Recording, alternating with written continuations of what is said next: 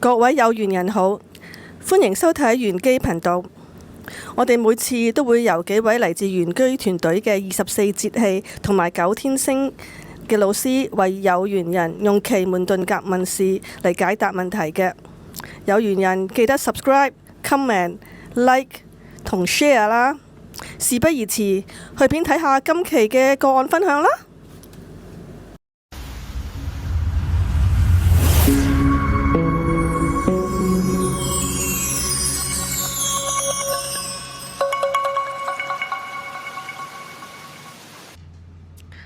今次呢位緣友呢，佢就問男士嚟㗎，佢係嚇。佢問佢嘅另一半有冇外遇呢？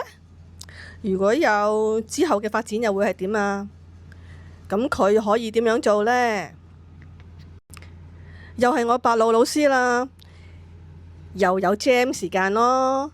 今次又好高興，又有一個虛喎。不過今次呢，我哋請到谷雨老師同埋韓露老師一齊同我哋為呢一位緣友去解答佢呢一個感情問題。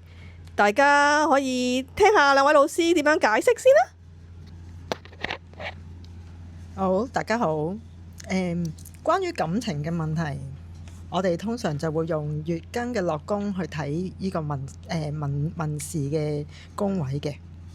咁我就會用返月係代表女方，庚就代表男方。咁啱呢，今次呢，月同庚呢就黐埋一齊，就落咗坎宮嘅。咁而喺呢個情況係庚係屬於月嘅忌干喎。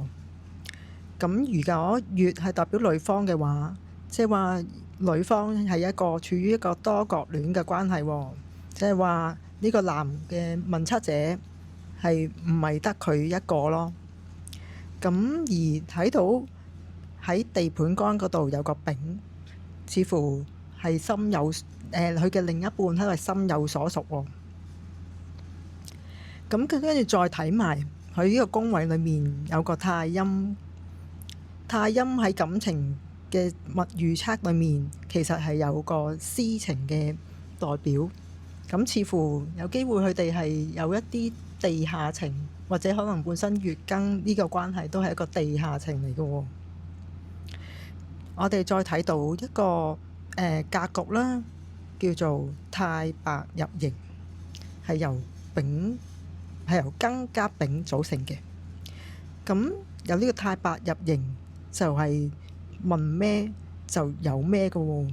咁既然問測者係問佢嘅另一半有冇外遇喎，咁似乎應該有呢個外遇出現啦。咁另外我又再睇下六合啦，就可以再睇下佢哋之後嘅發展會如何啦。咁六合呢個宮位有個雙門喺度喎。咁雙門通常如果喺感情裡面都係會代表有一啲爭吵啊，或者有啲令到大家好傷心嘅事情會發生嘅喎。咁跟住佢嘅格局就係壬加癸組成咗一個叫幼女奸淫，亦即係話佢哋本身自己其實都有一個問題存在喎。跟住我哋再睇埋啊，六合呢個宮位係屬土嘅。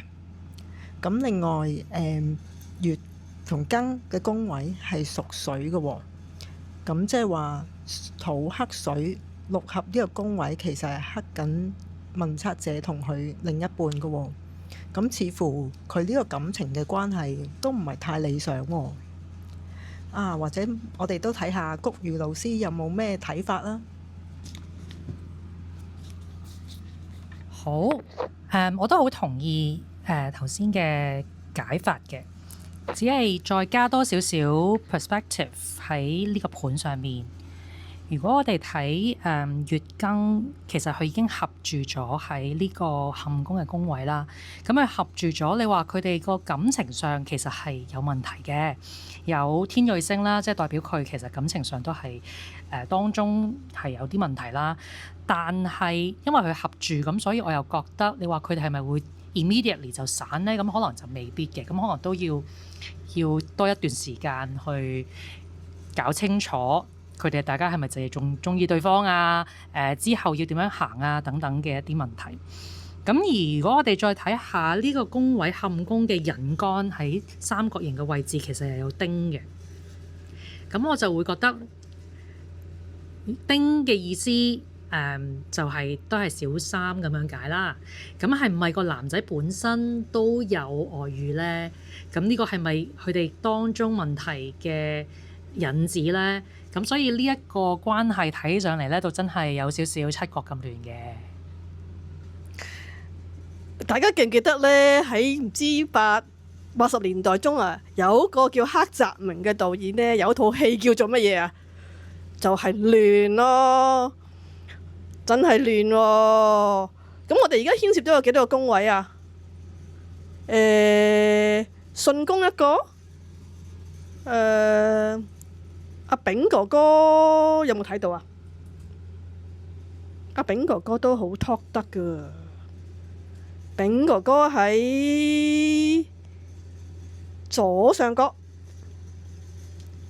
朱雀都係 talk 得嘅。咦，都係 playboy 型喎。天旁咁啊，小三呢？丁姐姐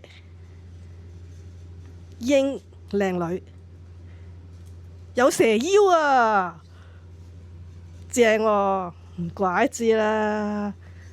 哇！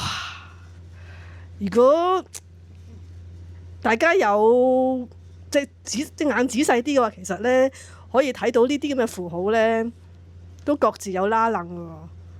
我都唔好再 comment 啦，都係得一個亂字。老師，有冇嘢補充啊？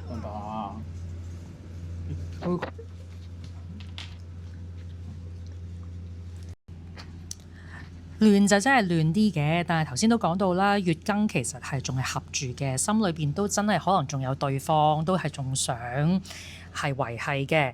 咁所以我哋睇一睇，其實有冇方法去補救啦？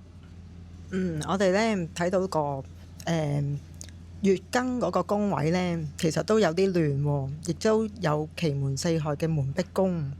咁我覺得其實你要睇一睇間屋係咪都比較混亂啦，可能就要執一執佢喎。咁我哋再可以處理下一啲四害嘅問題，咁就可以解決到㗎啦。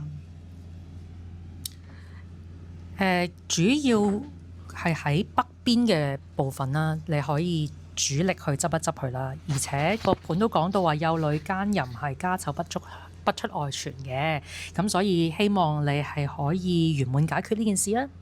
補多句啊，其實有太陰，即係可能係啲陰陰暗暗嘅地方咯。咁總之你留意屋企北邊陰陰暗暗好亂嘅地方，點都要執下佢抹乾淨。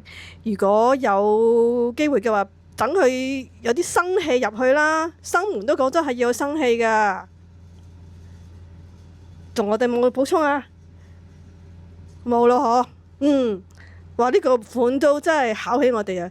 咁多汁即係 juicy 啦。